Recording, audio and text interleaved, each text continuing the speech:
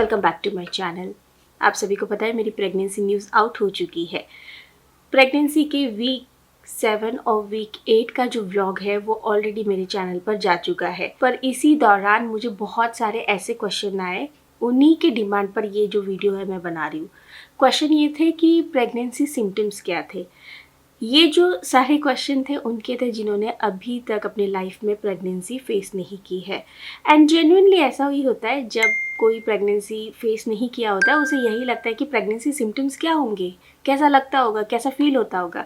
So I thought कि मुझे week 5 का एक प्रॉपर यहाँ पर आपको एक्सप्लेनेशन देना चाहिए, स्पेशली उन्हें जिन्होंने प्रेगनेंसी अभी तक फेस नहीं की है। सो ये होने वाला है वीक 5 का update. Let's get started. So weak 4 के एंड में ही मुझे प्रेगनेंसी सिम्टम्स आने लग गए थे। वैसे तो वीक 4 में हर किसी को सिम्टम्स आए ज़रूरी नहीं है, पर मुझे आने चालू हो चुके थे। हुआ ये था कि मेरे ब्रेस्ट में बहुत ज़्यादा एक तरह का खिंचाव था और उसकी वजह से ना मैं बहुत अनकंफर्टेबल फील करती थी। द होल डे मुझे ऐसे लगता था कि ये क्या हो रहा है। That time I was little nervous as well कि अचानक से ये क्या हो गया है मुझे। मैंने थोड़ा सा गूगल सर्च भी किया, मेरा थोड़ा भी दिमाग नहीं चला था कि हो सकता है कि मैं प्रेग्नेंट हो गई हूँ। मुझे बिल्कुल उसका भनक भी नहीं लगा, अंदाज़ा भी नहीं आया, क्योंकि वीक 4 में आपको नहीं पता चलता कि आप प्रेग्नेंट हो। बट वीक 5 में जब मेरे पीरियड्स मिस हो गए तब मुझे काफ़ी हद तक समझ में आ चुका था। तो ऑफ कोर्स प्रेगनेंसी का फर्स्ट सिम्टम्स तो यही है कि आपके पीरियड्स मिस हो जाएंगे और आपको उसी से पता चल जाएगा। प्रेगनेंसी के सिम्टम्स ना हर किसी के लिए डिफरेंट होते हैं, तो ये भी आपको कंसिडर करना पड़ेगा। सेम सिम्टम्स बिल्कुल नहीं होते हैं। किसी को कोई और दिक्कत होती है, किसी को कोई और दिक्कत होती है, किसी को कोई दिक्कत होती ही नहीं है। तो ये चीज़ आपको भी समझनी पड़ेगी। जो भी इस वीडियो को एक प्रेगनेंसी सिम्टम्स के लिए देख रहा है उसे मैं बता रही हूँ। प्लीज़ कंपेयर मत करिएगा कि अरे मेरे साथ तो ऐसा नहीं हो रहा है जैसे ये बता रहे हैं, तो ज़रूरी नहीं सबके साथ ऐसा हो, ठीक है। तो मेरे फर्स्ट प्रेगनेंसी की भी मैं क्विकली बातें बता दूं कि मुझे बिल्कुल कोई सिम्टम्स नहीं थे। सेकंड में तो थोड़ा बहुत मुझे सिम्टम्स है, पर फर्स्ट में तो मुझे कोई सिम्टम्स नहीं थे। सिर्फ मैं बहुत ज़्यादा टायर्ड फील करती थी और मुझे पूरे टाइम सोने का मन करता था, दैट्स इट। बट सेकंड में जैसे कि मैंने आपको बोला, एंड हाँ मैंने सारी चीज़ें लिख कर रखी है तो पॉइंट वाइज मैं आपको बता रही हूँ। पर सेकंड में जैसे कि मैंने बोला कि मेरे ब्रेस्ट में काफ़ी हेवीनेस मुझे फील होता था।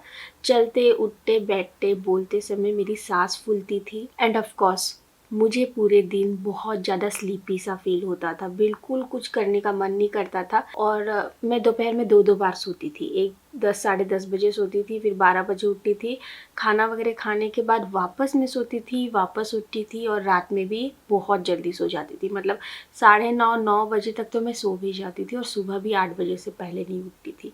तो लगभग 15 से 20 दिन तक यही रूटीन रहा मेरा कि मैं बहुत ज़्यादा स्लीपी थी। सबसे पहले मैं वीक 5 की आपको मेरी जो पॉजिटिव आने वाली बात वो बता दूं कि कैसे मुझे पता चला। तो उस समय हम लोग 5 किलोमीटर एवरीडे वॉक कर रहे थे, मैं और राज, और मुझे थोड़ा बहुत आइडिया आ चुका था क्योंकि मेरे पीरियड्स ऑलरेडी 4 डेज़ लेट थे। पर मैंने जब ये राज को बात बोली तो राज ने बोला हो सकता है कि गर्मियाँ थोड़ी स्टार्ट हो रही है इसलिए ऐसा हो गया हो, या आगे पीछे थोड़ा बहुत हो सकता है। तो इस तरह से राज का मानना था। मेरा मानना ये था कि नहीं, मेरे पीरियड्स इतने लेट नहीं होते। बट ऑफ कोर्स जब तक हम लोग टेस्ट नहीं करेंगे पता कैसे चलेगा। तो वॉक करके आने के बाद 5 किलोमीटर वॉक करके आने के बाद आई डिसाइडेड कि मैं इमीडिएटली अपना टेस्ट कर लूँगी। तो मैंने प्रेगनेंसी टेस्ट किट ब्लिंकिट से ऑर्डर की, 20 मिनट में मुझे मिली। टेस्ट किट मिलने के बाद मैंने उसमें इमीडिएटली चेक किया। तो चेक करते ही आप सभी को पता है विद इन 1 मिनट के अंदर उसमें रिजल्ट आ जाता है। तो वो था पॉजिटिव, मतलब 2 लाइन्स। अब मैं कंफर्म हो चुकी थी और राज ने मुझे बोला था कि सुबह तक वेट कर लो, क्योंकि उसमें हमेशा लिखा रहता है कि जो आपकी फर्स्ट यूरिन होती है मॉर्निंग की तभी आपको टेस्ट करना चाहिए। बट आजकल यार ऐसा कुछ ज़रूरी नहीं है। अगर आपके पीरियड मिस हो गए हैं या नहीं भी हुए हैं तो भी आप करके देख लो, आपको रिज़ल्ट इमीडिएटली मिल जाते हैं। तो मैंने राज को दिखाया रिज़ल्ट, तो वो तो खुश हो गए थे। मैं थोड़ा सा शॉक में थी कि ओके अब क्या करना है, राइट। तो ऐसा कुछ सिचुएशन था घर का।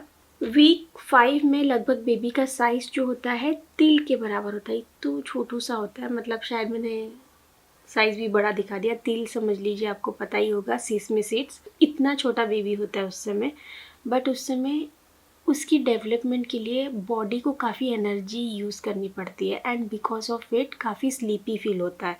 तो मुझे इसलिए काफ़ी ज़्यादा स्लीपी फील हो रहा था। मैं बहुत ज़्यादा थका हुआ फील करती थी और कितना सो रही थी आपको मैं बता चुकी हूँ। उसी के साथ खाने पीने में भी काफ़ी चेंजेस आ गए थे। मुझे कुछ भी हेवी खाने का मन नहीं करता था, स्पेशली नॉनवेज।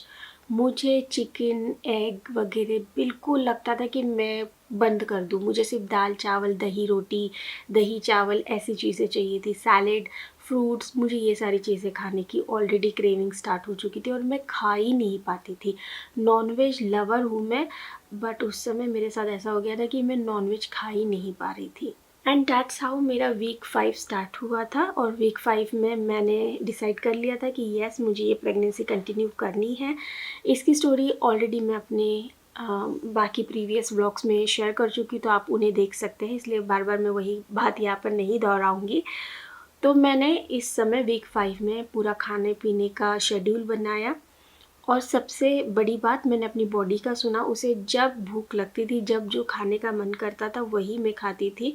फ़ोर्सफुली चीज़ें नहीं कर रही थी। और थोड़ा बहुत मैं शाम के समय पर जाकर वॉक करती थी, क्योंकि उस समय मुझे थोड़ी एनर्जी फ़ील होती थी।